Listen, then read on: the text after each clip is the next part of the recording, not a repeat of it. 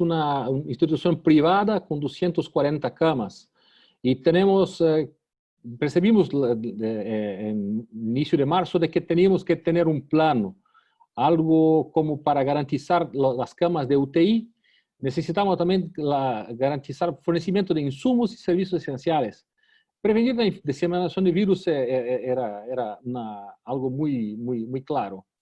Entonces, el plan inicial incrementamos las camas de UTI de 60 para 80 y partimos de una forma simbólica el hospital en dos hospitales, una porción dedicada a COVID y la otra segunda porción completamente libre de COVID.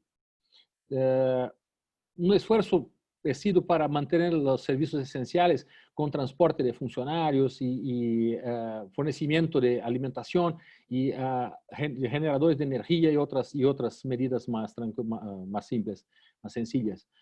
Todo el personal administrativo y los colegas con más de 65 años fueron colocados en trabajo a distancia. También fue creado un comité de gerenciamiento de crisis que hacía reuniones diarias. Las reuniones rápidamente tuvieron que ser canceladas, las reuniones presenciales, entonces hacíamos reuniones por Zoom. Estas reuniones fueron diarias por la parte más importante de la crisis y ahora son realizadas solamente 2 veces por semana. Esto permitió una lideranza compartida que nos permitió la respuesta muy acelerada, muy rápida. Entonces, convertimos una enfermería en una unidad de terapia intensiva con 12 camas dedicadas. Y rápidamente las camas se fueron completamente ocupadas y tuviéramos que transferir completamente de esta terapia intensiva, que lo hacemos en 48 horas, gracias a este método de lideranza compartida y respuesta acelerada. También elaboramos un protocolo, nuestro protocolo específico para mantener los servicios esenciales de cirugía cardíaca.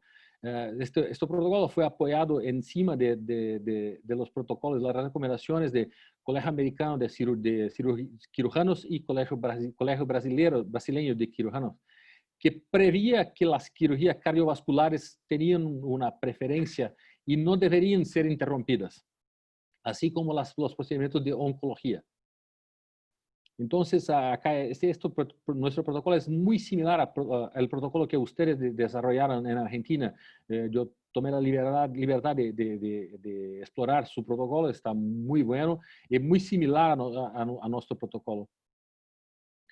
Y la crisis, entonces, sabíamos que la venía en marzo, se empezó de verdad, con 50 pacientes internados, 71 pacientes en investigación, y estos pacientes en verde, acá, teníamos una cierta cantidad de pacientes con sus sospechas, casos sospechosos, porque el fornecimiento del examen de RT-PCR se nos llevaba 48 horas para confirmar o excluir la presencia de COVID. Y acá en inicio de julio que conseguimos un fornecimiento de PCR de rápida respuesta, con 6 horas apenas tenemos el resultado, pero el pico de la crisis para nosotros se ocurrió en mayo y junio. Hasta el fin de junio teníamos la impresión de que se terminaría la crisis con un número muy bajo, pero estabilizó en este número. Como he dicho para ustedes, nuestro hospital es una institución privada y la curva del estado de São Paulo no se comportó de la misma forma que nuestra curva.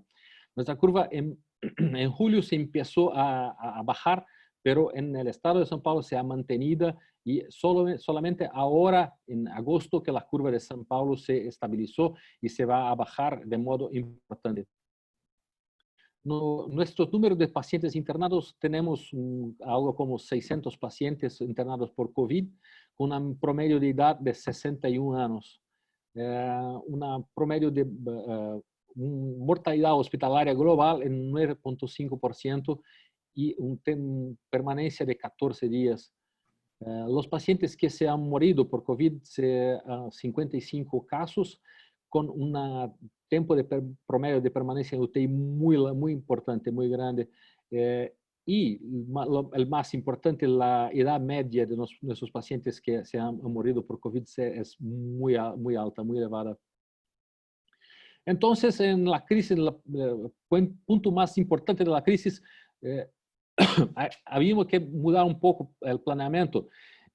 Teníamos la impresión que sería necesario ampliar el número de camas de UTI. Se había mantenido 2 hospitales y el atendimiento cardiovascular también se ha mantenido, pero importantemente reducido. Como se puede ver acá, en marzo se empezó la crisis y el pronto atendimiento en el sector de emergencia se ha disminuido mucho. Lo preparamos el sector de emergencia en un lado, una porción solamente para cuadros gripales, cuadros de insuficiencia respiratoria y la otra mitad para pacientes con problemas cardiovasculares. Y como se puede percibir, no había una grande procura en marzo o en abril o en mayo. Solamente en junio que se incrementó en mucho el atendimiento, pero se incrementó el atendimiento cardiovascular, no el atendimiento respiratorio. Las internaciones también, acá están todas las internaciones, tanto por respiratorias cuanto por cardiovasculares. Y los procedimientos quirúrgicos se han disminuido mucho y solamente en junio que empezó a recuperar el movimiento de las cirugías. Otro aspecto muy importante es el aspecto de las personal auxiliar de los trabajadores de la salud. En abril y mayo teníamos un número muy grande de personal contaminado por COVID. Y ahora tenemos una estabilización también a partir de junio y el total del personal de salud de nuestro hospital comprometido e infectado con COVID es 30%. Es claro que no tuvimos como interromper el atendimiento. Acá una paciente que se necesitó una asistencia biventricular empezada en febrero y en marzo, final de marzo, se fue trasplantada y en abril se contrayó, dentro del hospital se contrayó COVID. Acá es cuando el diagnóstico de COVID se ficou entubada por 5 días y ha recuperado completamente del virus. Acá cuando el diagnóstico de COVID y acá es el día después de la extubación. También tuviéramos que operar algunos casos de endocarditis y otros casos con lesiones extremadamente graves de coronaria. Entonces, aunque teníamos una reducción importante, hasta 80% del volumen de cirugías, ainda así no es posible simplemente encerrar los casos. Y hasta que el plan final, que consideramos que se ocurrió ahora en inicio de agosto, el incremento de total de camas de UTI se fue a 80% en el auge de la crisis y ahora volvemos al 60 leitos de camas de UTI, que es el usual. Los 2 hospitales se quedan mantenidos. Mantenemos el atendimiento cardiovascular y también fornecimiento de insumos, de drogas y otro aspecto que teníamos mucha deuda en el comienzo de la crisis, cuando se empezaba la crisis, ¿cuántas ECMOs necesitaremos?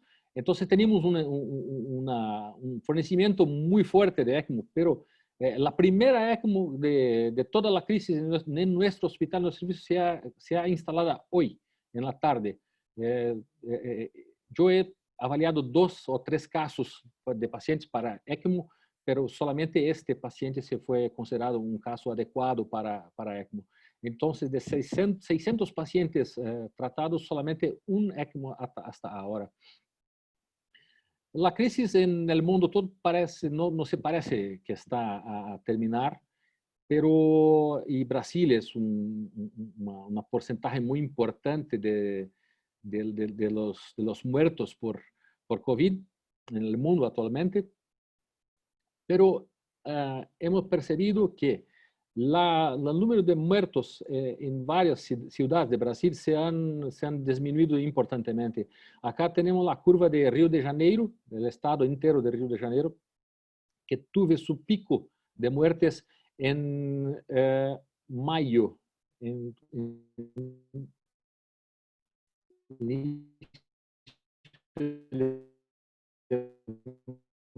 mayo de 2020. Después está una disminución muy precocemente. Y acá es en la ciudad de São Paulo. La ciudad de São Paulo tuvo su pico de muerte por COVID en promedio de julio. Y acá tenemos una muy importante. Pero en el estado de São Paulo no hay una disminución tan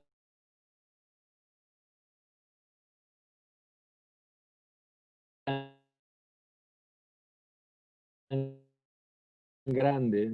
Es pacientes entre 50 y 20 años de edad, pero las muertes ocurren en una fase de edad entre 10. Los muertos son pacientes cardiopatas que tienen diabetes y es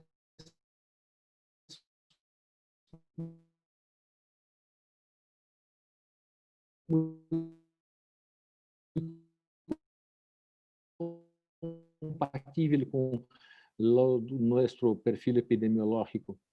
Uno de los criterios para disminución de aislamiento y 60% de las camas de terapia intensiva en São Paulo ocupadas y algo como así también en la ciudad.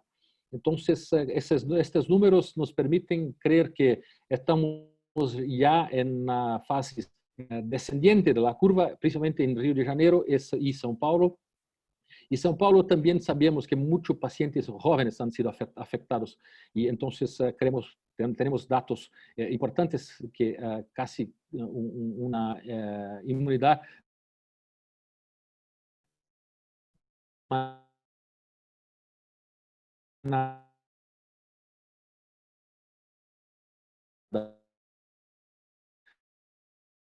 de casos que el doctor recomienda visita de medidas por algún tiempo. Creemos también que tenemos ainda por lo menos un mes o dos de... Javier, ¿te parece que seguimos con la próxima? ¿Preferís que sigamos con las presentaciones y las preguntas al final? Me parece más adecuado.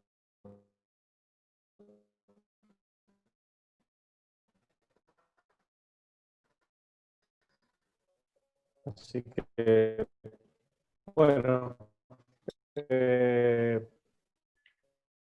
doctor, sí, ahora te... Javier, ¿estás ahí? Ale, ¿me estás? Hola. Bastante inestable. Sí, perfectamente bien. Perfecto. Ok. Tenemos que acostumbrarnos a esto. Bueno, entonces decía que sigamos con las presentaciones. ¿Qué te parece?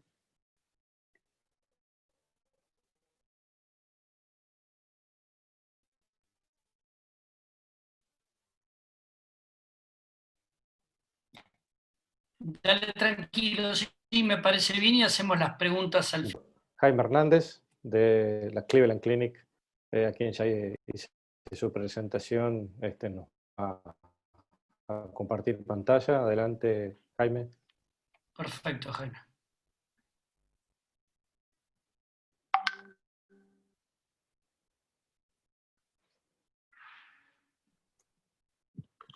Muchísimas gracias otra vez por invitarnos a compartir nuestra perspectiva, sobre todo enfocado en choque cardiogénico.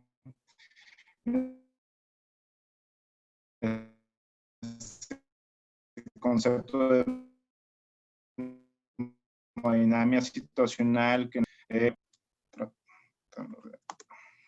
tratamos de implementar la misión y la visión y las prioridades de atención que tenemos aquí en la organización en donde tratar de cuidar de la mejor manera posible a los pacientes enfermos, investigar sus problemas y obviamente educar a aquellos que sirven a estos pacientes es nuestra prioridad. Y como sabemos, el choque cardiogénico es un problema global. Esta hemodinamia ocurre en soporte agudo en Europa, Pacífico y Asia.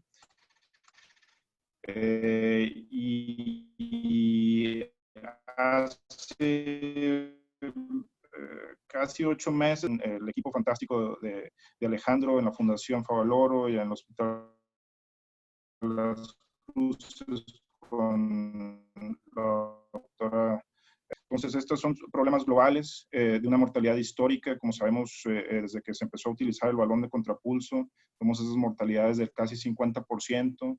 Y esas décadas sin cambios en la mortalidad, yo creo que tienen que ver en parte con una serie de situaciones, pero que tienen que ver con el manejo solitario de estos pacientes a veces, donde el cardiólogo de día y la enfermera hace el cuidado de noche, en donde teníamos transiciones limitadas, soporte bajo perfil, sin hemodinamia invasiva, con una dependencia alta en los vasoactivos, inotrópicos,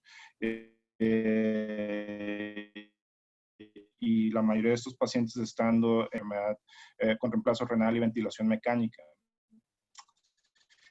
Entonces pensamos que las transiciones tardías y la referencia tardía son uno de los problemas fundamentales, sobre todo cuando estamos en centros de referencia, donde el impacto y, en el valor de estas transiciones tardías, sobre todo cuando no hay un puente claro,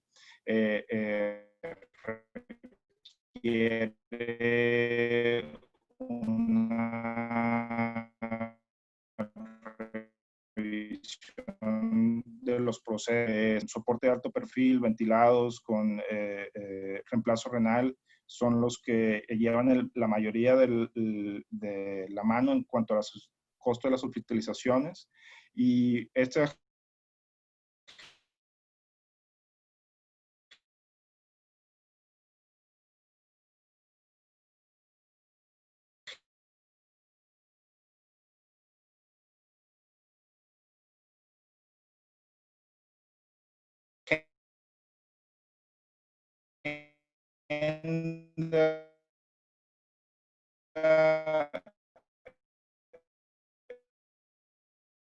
era el primer ECMO móvil de la Florida, liderados por el doctor Nicolás Rossi, argentino, que ha sido un partner fantástico desde que llegó aquí en enero con nosotros.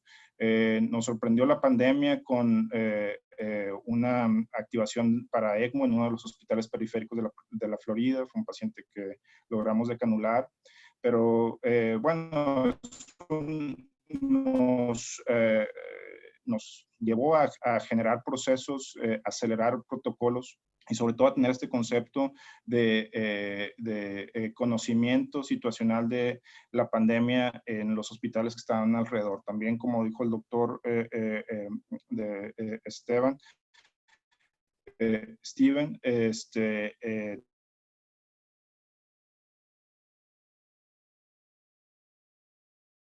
tuvimos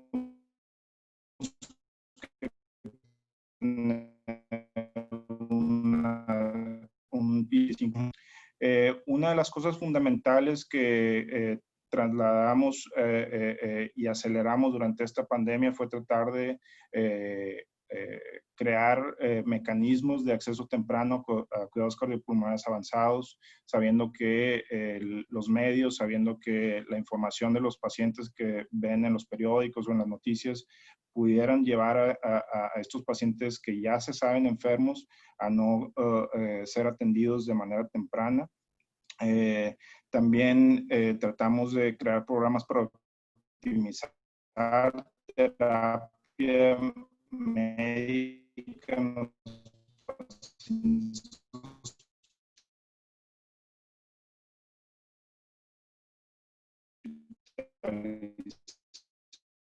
hospitalizados, sabiendo que esa era la oportunidad temprano, monitoreo remoto en falla, ya sea con consultas virtuales, con vigilancia hemodinámica, en este caso con los dispositivos de monitoreo de la arteria pulmonar, en este caso CardioMEMS. Y una de las cosas que tratamos de modificar en el contexto de la pandemia fue hacer todos nuestros pases de visita virtuales, en donde podríamos conectar con la mayoría de la gente que estaba a cargo de este hospital, cita por Zoom, donde podíamos conectar con los datos del expediente electrónico y compartir perspectivas. Esto fue en la primera ola, la verdad sirvió bastante para agilizar nuestros procesos de atención y sobre todo empezar a tener consenso, y que esto es algo que haríamos de manera rutinaria en el contexto de choque cardiogénico, lo podemos trasladar al cuidado de los pacientes hospitalizados con insuficiencia cardíaca. Tratamos de también en estas hospitalizaciones índice para la insuficiencia cardíaca, tratar de crear el acceso temprano, perfiles detallados, tratar de que en esa misma hospitalización esos pacientes pudieran tener todo lo que necesitaban, ya sea una resonancia magnética, un PET, eco con modificaciones específicas, como en este caso que se ve aquí para amiloidosis, y tratar de tener perfiles hemodinámicos detallados si se necesitaba biopsia, para tratar de determinar la carga, el performance, el sustrato, y si es necesario en esa misma hospitalización tener ese acceso a las modificaciones estructurales, ya sea revascularización, válvulas, resincronización, etc. Y usar el contexto de tener las cirugías cardíacas activas y el hospital de corazón activo para facilitar el acceso a las terapias de reemplazo y palación. Nosotros no detuvimos el programa de trasplante. En 2020 llevamos 33 trasplantados de corazón y 8 dispositivos de asistencia de larga duración.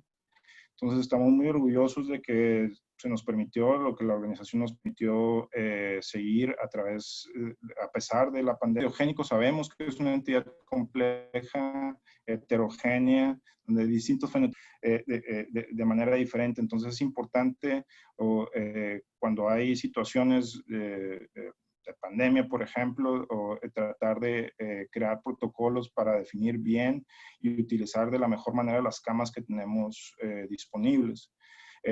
También sabemos que escalando los inotrópicos y los vasoactivos, esto está asociado con una mayor mortalidad. Entonces eso fue una de las alertas para tratar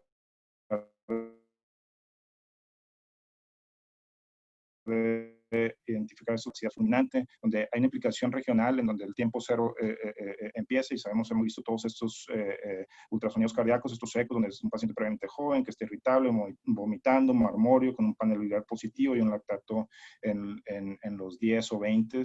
Y ahora esto, en este mismo eco, si lo vemos ahora, obviamente también tenemos que pensar en la posibilidad de COVID o miocarditis por COVID. Entonces, este contexto de choque cardiogénico como una enfermedad espectral, una entidad espectral, es dependiente totalmente de los sistemas de salud y programas detallados. Entonces, aquí la pandemia nos ha ayudado a acelerar todos estos procesos para tratar de catalizar una forma de comunicación común, un lenguaje detallado y el lenguaje para fenoperfilar a estos pacientes ha sido la hemodinámica. A pesar de la pandemia, utilizando la excusa de tratar de registrar a estos pacientes si tienen COVID o no tienen COVID, de usar los registros para poder después revisar nuestros resultados y mejorar. Es la única forma de mejorar estos programas, teniendo los recursos de coordinación sustentables, de mejorar a los equipos y sobre todo la experiencia de los pacientes. Sabemos que tenemos muchos tipos de soporte agudo, temporal. En total tenemos la mayoría de los que se ven en esta gráfica, pero sí sabemos que en las Américas y en muchas otras partes del mundo somos dependientes del balón de contrapulso y ECMO arterial. Es importante cuando usamos estos dispositivos, obviamente tratar de acoplarlos también al órgano blanco, ya sea los riñones, ya sea los pulmones y el corazón derecho. y el hígado. Sabemos que en insuficiencia cardíaca y cardiogénico hay pocos ensayos de revascularización. Y como se puede ver, los ensayos contemporáneos de la mayoría de estos ensayos contemporáneos en choque cardiogénico, como se puede ver, están asociados a infarto agudo sin clarificación acerca del contexto hemodinámico. Entonces, a pesar de eso, sabemos, los clínicos que atendemos choque cardiogénico, sabemos que hay diferentes entidades clínicas en choque, ya sea en infarto agudo, es muy diferente al ventrículo dilatado. Hay una agenda pendiente en la resolución de heterogeneidad en estas enfermedades cardíacas avanzadas. Hay diferentes tipos de mecanismos de choque cardiogénico en estos pacientes y no es posible decir que un dispositivo es mejor que otro, sobre todo cuando sabemos que estos pacientes tienen diferentes respuestas a diferentes dispositivos de diferentes perfiles. En cuanto a lo que hemos tratado de implementar, ha sido la hemodinámica invasiva, para tratar de perfilar a estos pacientes, utilizar este hemodinamia como ventricular, bioventricular, y bueno, obviamente estos algoritmos se están empezando a desarrollar, sobre todo en pacientes en choque cardiogénico asociado a infarto agudo, pero hay una oportunidad tremenda para tratar de conectarlos con los pacientes de insuficiencia cardíaca, sobre todo en el concepto de contrapulsación temprana, por ejemplo, antes del segundo inotrópico, y sobre todo en pacientes donde tienes la posibilidad de tener acceso a transición rápidas. Parte de mi carrera en cuanto a investigación ha sido tratar de enfocarnos en definir esos perfiles hemodinámicos y si hay algún perfil específico donde nos pueda dar algo de conocimiento situacional para poder anticipar qué tan enfermo se puede poner un paciente y obviamente en el contexto de una pandemia poder anticipar la necesidad de cuidados intensivos o soporte de alto perfil. En todos los análisis que hemos hecho, ya sea en infarto agudo o en insuficiencia cardíaca, el patrón de predominio derecho y ventricular se sigue asociando con mayor mortalidad. Y es posible que además de los dispositivos, la agenda pendiente también tenga que ver con las formas en cómo descongestionamos a estos pacientes, ya sea que estén en ECMO, ya sea que estén en un soporte transvalvular como Impella. Hay una situación importante del cual se necesitan más estudios y generar más evidencia, que es el contexto de descongestión, que tanto una vez que están en soporte ayudamos a la descongestión de esos pacientes, ya sea con diuréticos o con terapia de reemplazo renal. Y bueno, en el contexto de la pandemia podemos ver y adaptar algunos de los conceptos que tenemos de choque cardiogénico de manera temporal, dónde empieza ese tiempo cero, de dónde está el choque hemodinámico y cómo podemos anticipar el choque hemometabólico.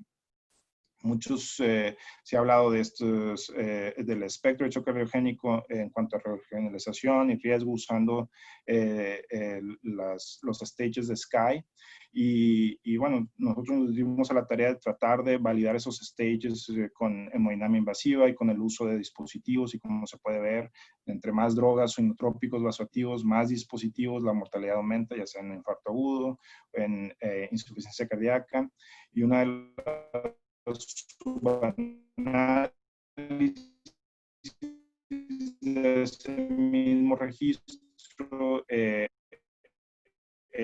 también adictivos y que siguen teniendo, a pesar de los dispositivos de alto perfil, presiones de llenado elevadas y enfermedad renal o disfunción renal o hepática, siguen teniendo la más alta mortalidad. Entonces, esto es importante, sobre todo cuando tratamos de acercar el punto de vista de cuidados paliativos y de bioética, de cuándo hay que pensar en futilidad clínica, por ejemplo.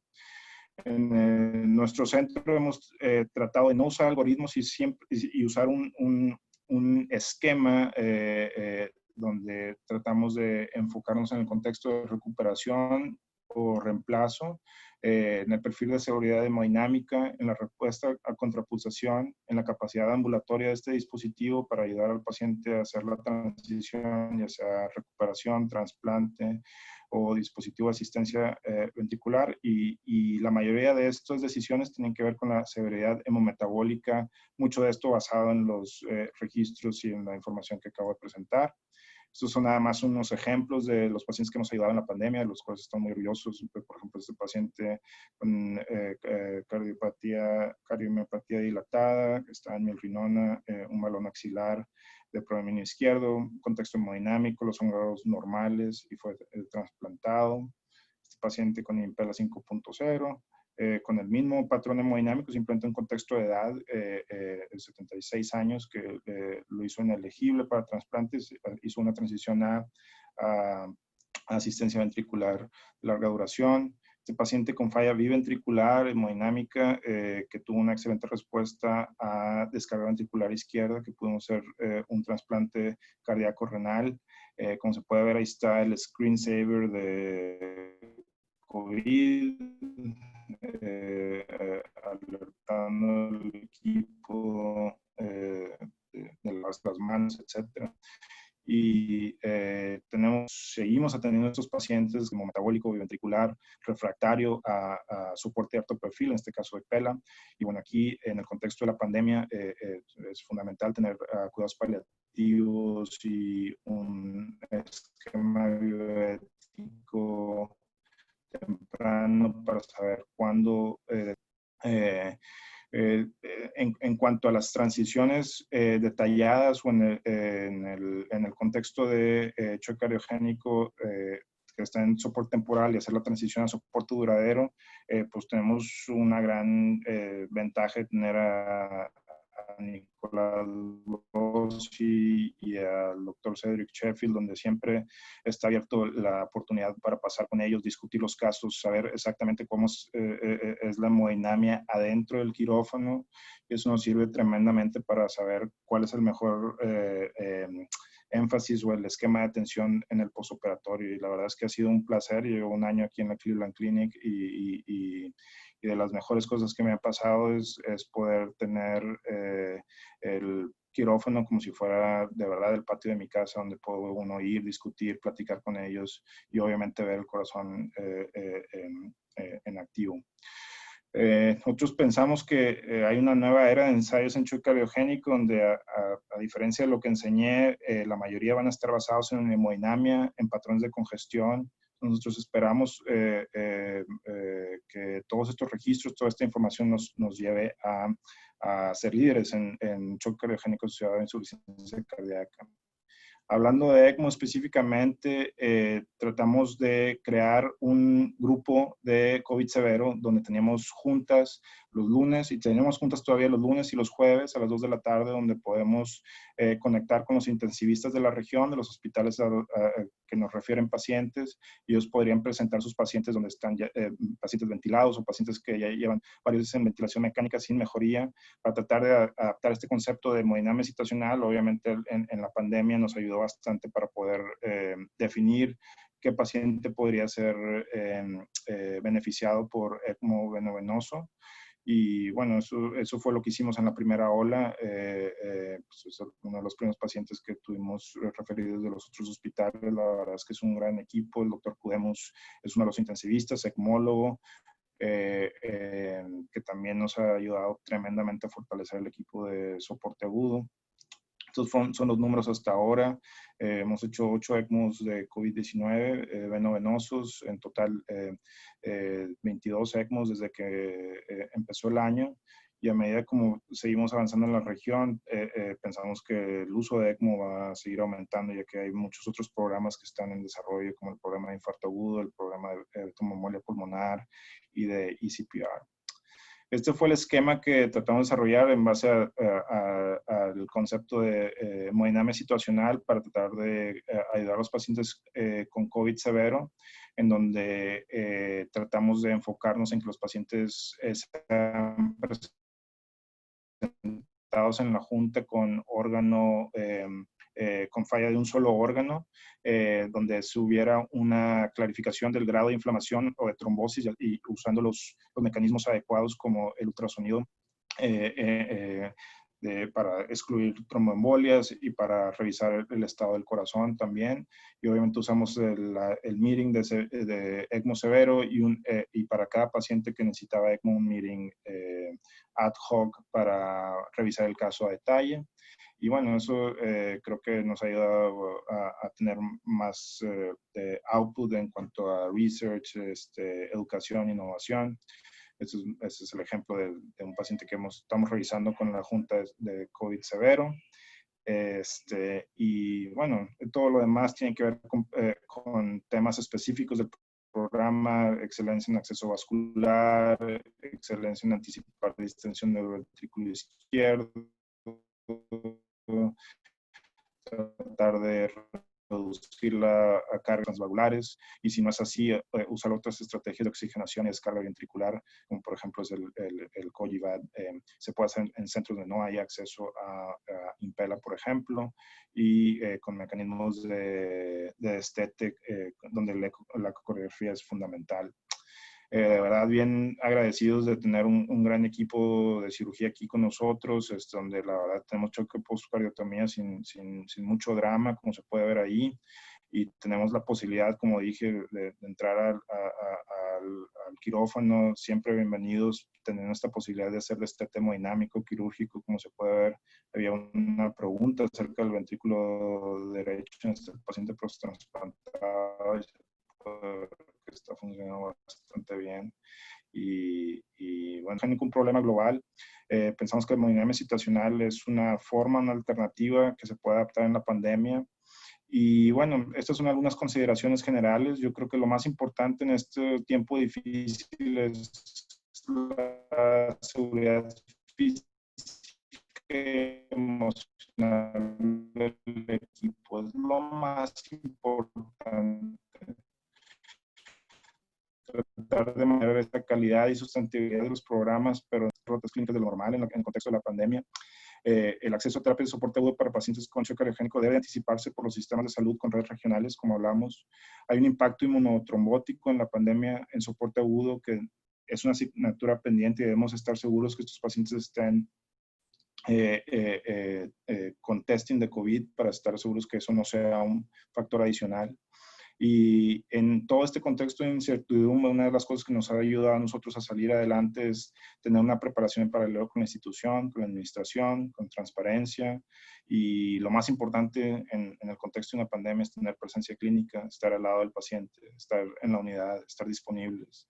Y bueno, eso es el mejor mensaje que se puede dar. Entonces, en nombre de José Navia, que es mi jefe, que ha sido desde que llegó aquí como si fuera mi papá, casi le tengo un cariño y un afecto paternal, y un respeto tremendo, y nos ha ayudado mucho a juntarme con Nico, juntarme con el equipo, con Cedric, con Jerry, un equipo totalmente latinoamericano de insuficiencia cardíaca, que la verdad ha sido un año fantástico para mí.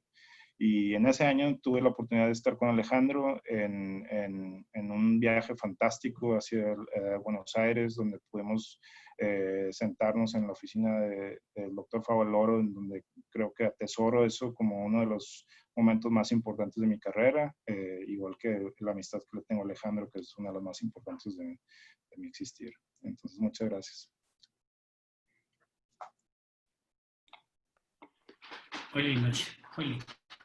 Muchas gracias, Jaime. Gracias por las palabras de final. Es mutuo el respeto y el aprecio que tenemos. Hemos trabajado juntos. La verdad que un placer escucharte. Bueno, y pasamos a la última presentación. Así ya tenemos con todos los expositores finalizados una pequeña ronda de preguntas y respuestas. La doctora Vanessa Gregorietti, entonces, nos va a exponer acerca de... Perdón. A ver. No estoy habilitada para compartir pantalla, doctor. Un momento, ya habilito. Pero ya tiene que venir, a ver, fíjate, Vanessa. No hay problema. Bueno, adelante, Vanessa, cuando estés lista. Sí. Ni bien me habiliten. Ya está habilitada, doctora. Ahora sí. Bueno. No, soy Vanessa Gregorietti, trasplante Sagrado Corazón, porque hay dos. Hay otro que está... Perfecto. Sí, está habilitada Vanessa Gregorietti. Ya la habilito. Sí, por favor. Está gracias. jugando a 2 puntas. Bueno, aprovecho... No, porque la otra me están escuchando de otro grupo.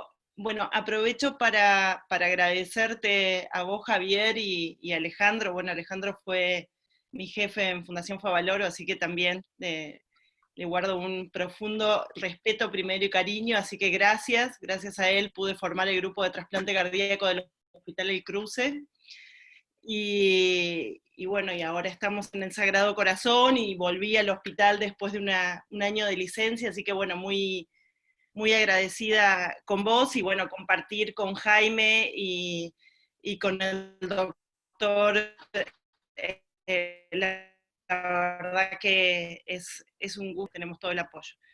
Así que bueno, voy a intentar compartir pantalla y decirle feliz día de la patria, porque San Martín para nosotros los argentinos es patria, es el día de que se conmemora hoy el fallecimiento del general don José de San Martín, el gran libertador nuestro. Así que bueno, muchas gracias, ahora sí.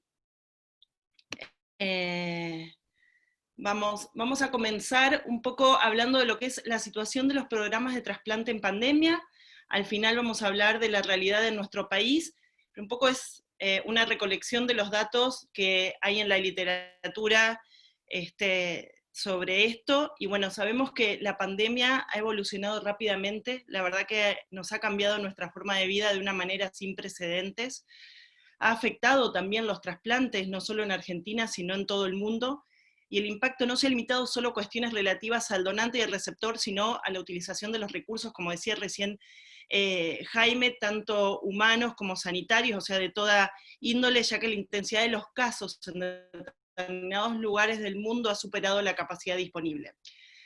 Así que bueno, la crisis de salud mundial, debido a la rápida propagación, ha causado una gran interrupción en todos los aspectos de la atención médica. Obviamente el trasplante no escapa a esto. Uno de los sitios, yo he tenido la oportunidad, bueno, de hablar, yo tengo más contacto con la gente de Europa, y bueno, estuve hablando con gente de Lombardía, y la verdad que ellos durante un tiempo directamente cerraron los programas de trasplante, y la gran pregunta que se hacían es si realmente era tan noble trasplantar como definir cuál era el peligro de trasplantar en este grupo de pacientes. Así que bueno, un poco para comprender el impacto, uno de los primeros trabajos vinculados a trasplante, básicamente habla de trasplante renal, fue un trabajo que se hizo, una encuesta nacional, quizás Jaime la conoce, entre el 24 y 31 de marzo, pero fue más que nada vinculada a lo que es trasplante, y bueno, acá se veía la necesidad de información, la necesidad de generar protocolos, porque en aquel momento todavía no existían protocolos como esto. Entonces la realidad que mostró esta encuesta fue que el 71.8% de los pacientes, de los programas, había tenido suspensión completa en lo que era trasplante de riñón de donante, y un 67% en lo que era trasplante de hígado con donante vivo. Si bien la suspensión en el donante fallecido fue menos frecuente, el 84% de los grupos había tenido alguna dificultad vinculada a lo que era la donación, o porque no tenían pruebas de COVID, porque los pacientes no se querían trasplantar. La verdad que esto fue muy llamativo. También otra parte fue con qué habían tratado a los pacientes que se habían encuestados en aquel momento. Volvemos que esto es una de las primeras encuestas, que es de marzo, había recibido hidroxicloroquina, un 46% acitromicina, y el resto, entre un 30 y un 20%, tocilizumab, que nos cuesta a nosotros pronunciarlo, y remdesivir. Así que la verdad es que esto tampoco trajo una respuesta, porque hay mucha heterogeneidad en el país, porque había áreas con mucha afectación en aquel momento y otras áreas que no habían tenido ningún impacto, por lo menos en marzo, del COVID.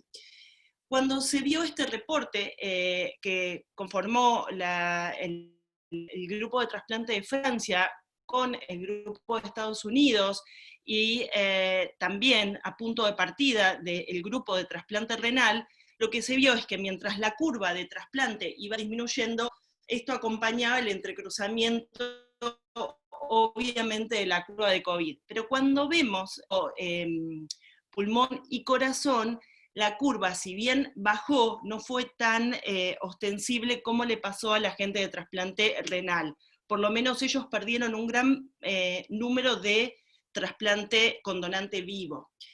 Y me llamó la atención buscando en PubMed, que fue básicamente en lo que yo estuve buscando el fin de semana para hacer la presentación, y fíjense cómo ellos consideraban aplazar un operativo de trasplante si, fíjense, en esta tabla de doble entrada, solamente en realidad ellos no aplazaban el trasplante en los pacientes que tenían altísima urgencia. Fíjense los pacientes, que lo que serían en Argentina, les cuento a Jaime y a nuestro colega vecino de Brasil, que nosotros tenemos selectivo, urgencia, emergencia. Cuando vos viniste a Argentina, que yo te escuché, bueno, un poco que te contamos, pero es emergencia A y B, pero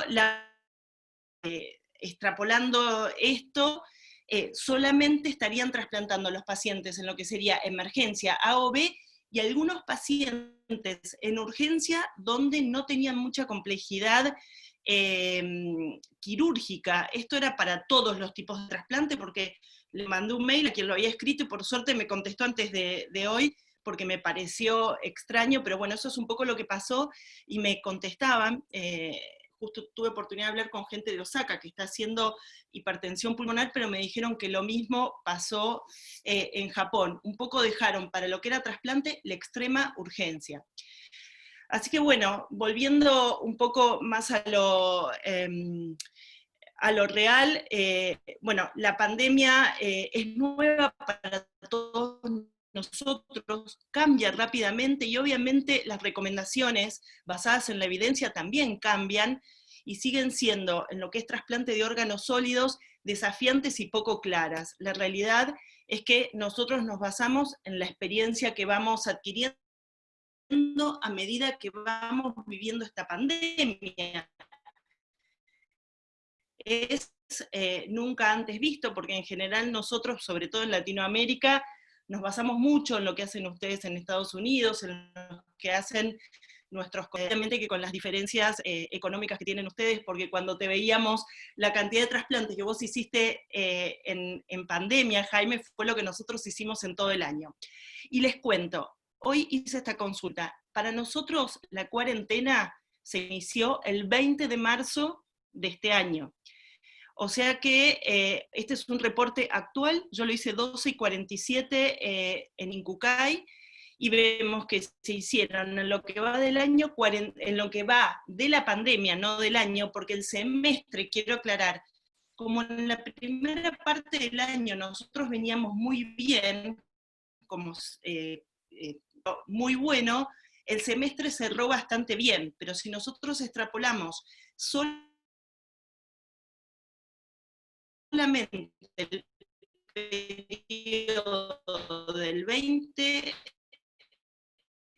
de marzo al día de la fecha, se han trasplantado 32 corazones, 9 bastante inestable, pero bueno, para el mismo periodo, si nosotros vemos en el año 2019, se trasplantó más.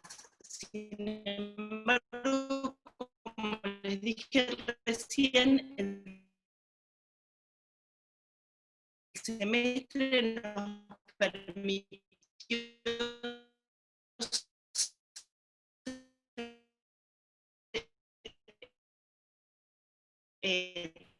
terminar la primera mitad del año bastante prolija en lo que es número,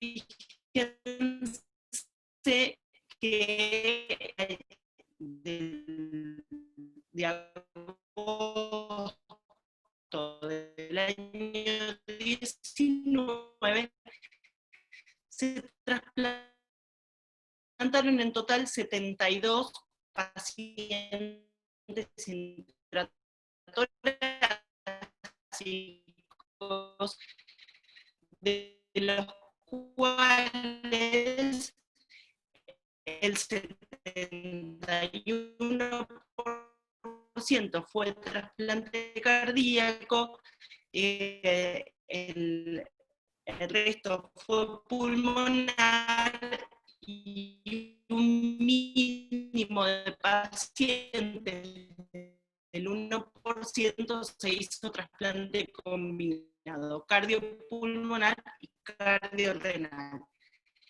Estamos hablando exactamente en el mismo periodo desde que nosotros empezamos la cuarentena. En Argentina, la cuarentena la decretó el gobierno el día 20 de marzo.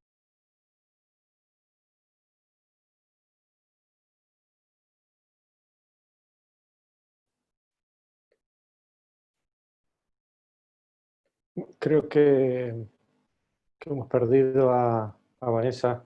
Estaba con alguna dificultad, me parece. Me Sí, estoy me reconectando desde la... Ahí está. Ahí está. Me parece Sí, me que estoy se le reconectando perdió la señal. Es la señal, me parece, Vane. Bueno, ahí volvemos a la diapositiva. Bueno, les estaba contando un poco...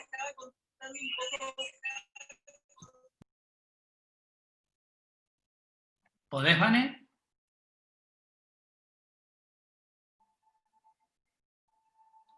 ¿Me escuchás, Ale, vos? Sí, ¿no?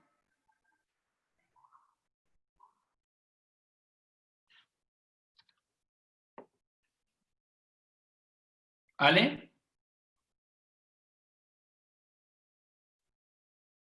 Hola, sí, ¿me escuchas? Sí, yo te escucho perfecto.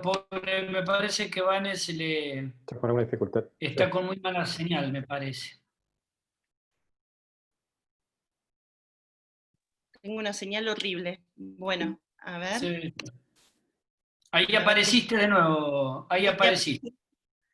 Bueno, no sé en qué parte se cortó, justo estaba por dar los datos de España, sin dejar de nombrar que básicamente los centros que permitieron mantener este número bastante decente de Argentina fue Fundación Favaloro, el italiano, el Allende de Córdoba, básicamente, pero bueno, yendo a lo que fue Italia. En Italia ellos cuentan mucho donante por habitante, y a ellos les cayó estrepitosamente. Tenían una media de 7.2 donantes y cayó a 1.9. Un poco hablando con los que trabajan, tanto en el Marañón como en Belvit, ellos me decían que atribuían esta baja de donantes también a la cuarentena y al menor número de accidentes de tránsito, más allá también de la suma de el COVID, como lo vimos recién. Y viendo qué sucede con la mortalidad en tiempos de pandemia de este grupo de pacientes, vemos que los pacientes que estaban hospitalizados por COVID, trasplantados de órganos sólidos, esto está en prensa, está publicado por la revista clínica de infectología, es del 20.5%, pero básicamente lo que definía esto, más que nada, era la edad y las comorbilidades subyacentes, no tanto la inmunosupresión o el tratamiento propio que se le dio al COVID, sino la edad y las comorbilidades, un poco como sucede en la población general. Y sí, cuando se evaluó la población que no tenía trasplantes versus los pacientes trasplantados de órgano sólido, claramente la mortalidad fue mayor en los pacientes que sí habían recibido un trasplante de órgano sólido. Como conclusiones, ya vamos terminando, la disminución mundial de números de trasplante básicamente está dada no solo por la infección sino la infección las infecciones vinculadas a la progresión de la enfermedad y esta ARM prolongada que puede generar y se subyacen otras infecciones, la inmunosupresión, la disponibilidad de camas, el menor número de donantes, en general lo que está reportado es por la menor tasa de accidentes de tránsito, la disponibilidad de material, como decía recién Jaime, el ECMO se comparte para otras patologías, las áreas intensivas también son compartidas, y muchas veces en varios de los lugares donde ha estado drásticamente la actividad de trasplante es debido a la verdad que una de las cosas que se vienen en las encuestas es que a los equipos de trasplante se les exigen resultados, y el temor a no poder los resultados esperados también ha cesado bastante, y como ya dijimos, a recursos humanos. Y voy a terminar con esta diapositiva, que es la misma con la que empecé, que básicamente que nos afectó a todos, y el impacto no se limita solo desde donantes y receptores.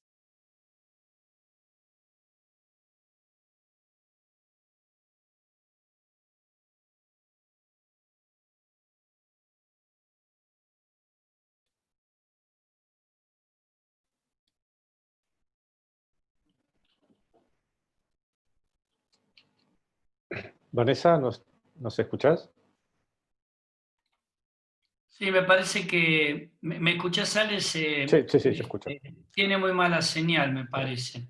Bueno, es un Quedó, bueno, problema. colgada ahí, como dice, capaz que hay que sacarle la cámara o alguna cosa así, pero realmente nosotros también estamos con muy mala señal. No sé si querés en todo caso empezar hasta que ella se pueda conectar con las preguntas, ¿te parece? Sí, creo que justo estaba terminando, Vanessa, si no entendí mal. Aparecí de nuevo. Ya Ok, está. oye, acá estás. Bueno, no te preocupes, nos pasa a todos, todo el tiempo, a todo el mundo. Sí, no tenemos la culpa Sí. nosotros. No te preocupes. El sistema. Mi marido no pagó internet. No, bueno, igual gracias a toda la audiencia por estar ahí escuchando. Tenemos algunas preguntas, ¿te parece que empezamos, Javier, con las preguntas? Sí, yo tengo inclusive un par, así que dale tranquilo y contestamos. Quiero transmitir algunas preguntas que hizo la audiencia para Esteban. Yo sé que las contestó, pero tal vez para discutirlos. Si había cardiovascular a consecuencia de la pandemia, algo que pudieran remarcarnos respecto a eso. Y si tenía alguna experiencia con pacientes operados positivos para coronavirus. Un incremento en la mortalidad cardiovascular se ha percibido. Incremento en la mortalidad por infarto de miocardio en domicilio. Entonces, se ha percibido esto de una forma muy completa, pero no se ha incrementado la mortalidad de las cirugías. Las cirugías son urgencias, pero no se cambió la mortalidad. Y la otra cuestión es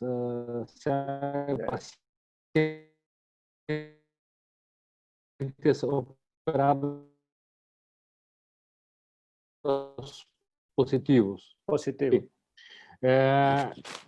Tenemos un aspecto que la Secretaría de Salud se ha en los donadores de órganos se hicieron el test de COVID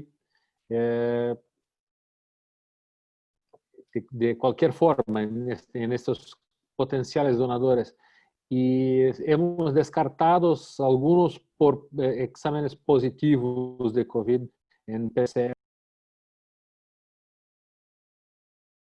Pero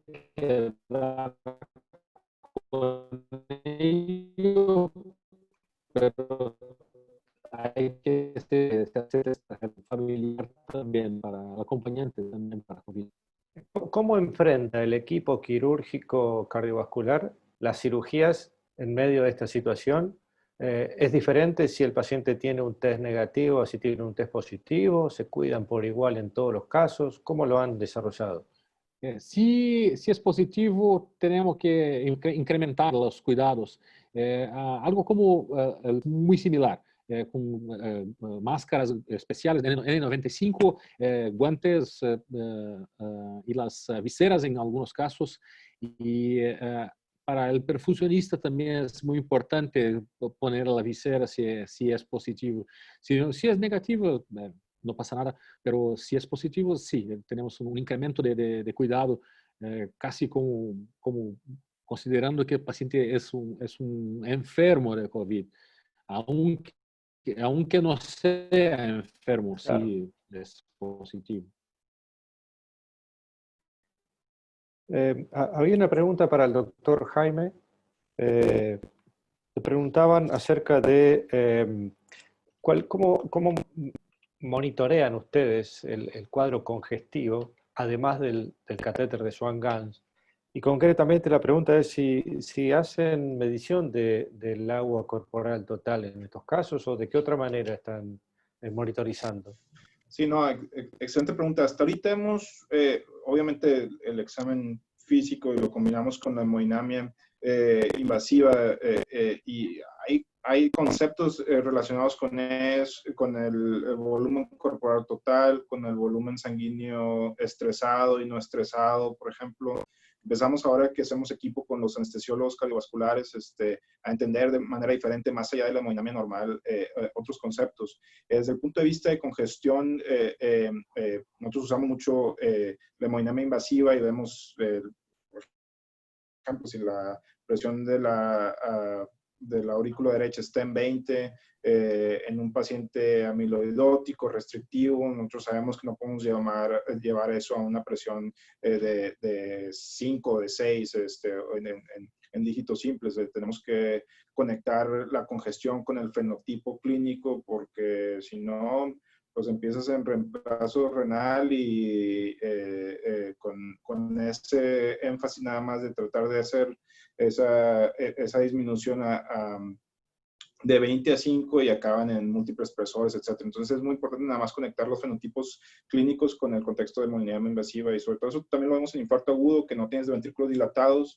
donde es muy dinámico el proceso, un proceso inflamatorio después de un infarto grande, donde hay un componente vasodilatador importante. Entonces hay muchas diferencias y sobre todo en el paciente con amiloidosis o restrictivo, creo que el volumen sanguíneo estresado y no estresado, yo creo que se van a volver otros mecanismos más allá de la hemodinamia invasiva que hay que revisar y entender mejor. Excelente el concepto de hemodinamia situacional. Yo creo que es lo que ha hoy modificado y probablemente cambia a futuro el resultado del manejo de esta patología tan difícil, ¿no? Y acomodarlo, claro, a cada situación y a cada paciente. Hay otra pregunta acá de la audiencia. Pregunta si tiene algún conocimiento acerca del costo promedio que lleva de forma diaria sostener un paciente en ECMO en Estados Unidos o en la Cleveland Clinic. ¿Cuánto cuesta, digamos, cuál es el costo diario? Sí, no, esto es el elefante en el cuarto. Obviamente hay varias formas y perspectivas de verlo. Lo primero es que ECMO, en cuanto al costo del algunos de ellos llegan a hemodinamia óptima, donde no necesitas más el SWAN, y si no hay ningún problema vascular, tal vez no necesitan. Yo creo que es una gran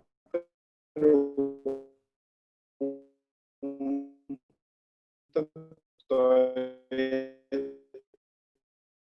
tenemos mucho por definir en cuanto a los diferentes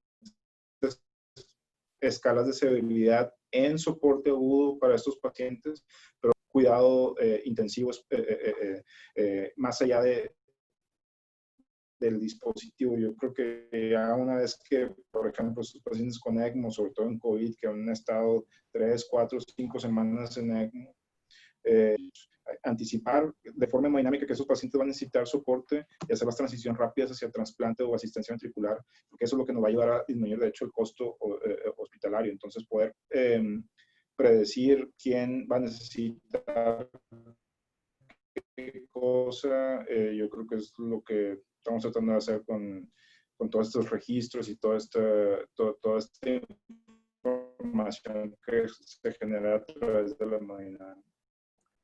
Yo creo que las palabras clave tuyas son hemodinamia situacional, conectar paciente con clínica con datos y transición rápida. Creo que eso es, en resumen, el mejor manejo que están haciendo ustedes y que genera estos resultados, ¿no?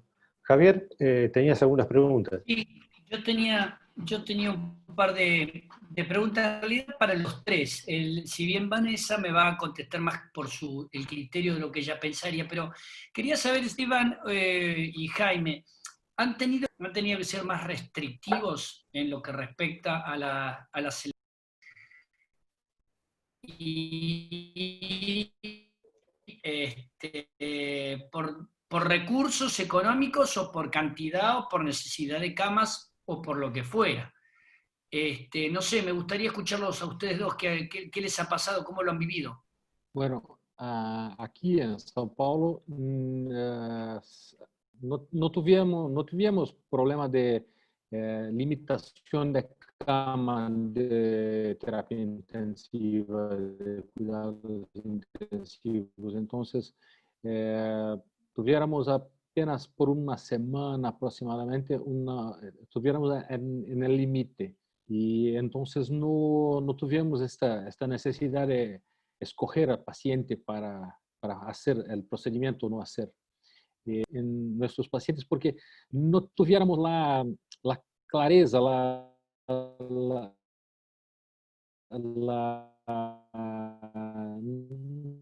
no era muy claro para nosotros el beneficio de estos pacientes. Acreditábamos cuando se empezó la crisis que hacer, pero la lesión pulmonar no era tan lo creíamos que sería.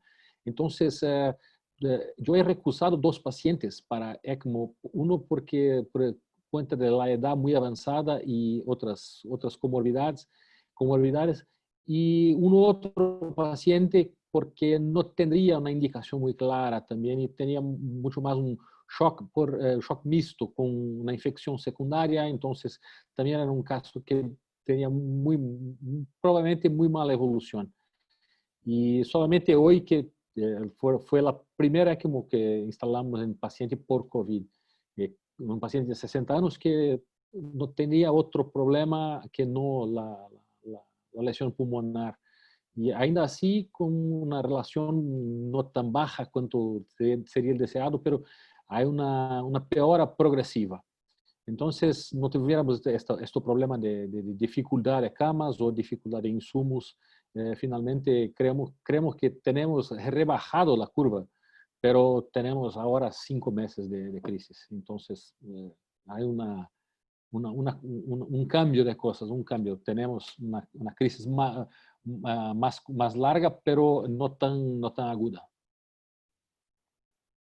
Javier. Sí, bueno, algo similar. Aquí nunca llegamos a un momento de crisis, pero sí empezamos con lineamientos muy restrictivos, como primero que todo siguiendo ELSO. Nico Grossi fue parte del comité inicial para las guías de ELSO en COVID. La Cleveland Clinic escogió la menor de 65 años con falla a solo un órgano, en este caso los pulmones. Entonces, nos tocó decir que no a gente que ya estaba en reemplazo renal, a pesar de tener buena edad, por ejemplo, en pacientes que ya estaban en vasoactivos, altas dosis también. Y a medida como llegamos a tener aquí seis pacientes en ECMO, COVID y non-COVID, y en ese momento donde estaba subiendo la curva y estaban saturándose los hospitales, se decidió bajar el corte de edad a 55 años, por ejemplo. Entonces, eso desde el punto de vista de la pandemia, eso es una de las lecciones más importantes, que hay que saber adaptarse a lo que uno tiene, saber entender que va a haber decisiones difíciles como, por ejemplo, bajar el promedio de edad, decirle que no a alguien que ya está con otros órganos afectados y sobre todo porque hay esa incertidumbre de, como dice el doctor, donde el beneficio de ECMO y sobre todo el uso de los recursos por 3, 4 semanas, hasta a veces más, puede ser una cama de otro paciente que le puedes ayudar. Entonces, esas consideraciones es muy importante tener. Vane, ¿estás por ahí? ¿Vanessa? Porque ideal también hubiera sido saber a ver cómo lo vive ella, ¿no? Como cardióloga acá, ¿no es cierto? En el momento de que hubiera sido necesario de alguna manera cerrar el recurso, porque de alguna manera lo que hemos estado haciendo sin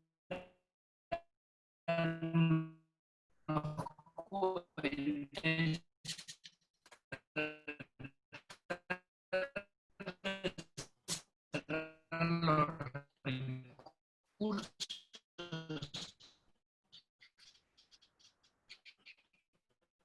y optimizarlos a un grupo determinado, ¿no es cierto? Creo que lo más importante ha sido las exposiciones, que han sido excelentes. Nos han dejado conceptos y conocimientos que sin duda vamos a poder compatibilizar, capitalizar con nosotros. Nada, yo saludarlos, no sé, Javier, de parte del colegio, si querés decir algunas palabras más, pero... No, la verdad, Ale, las clases, las charlas fueron fantásticas, así que yo creo que aprendemos muchísimo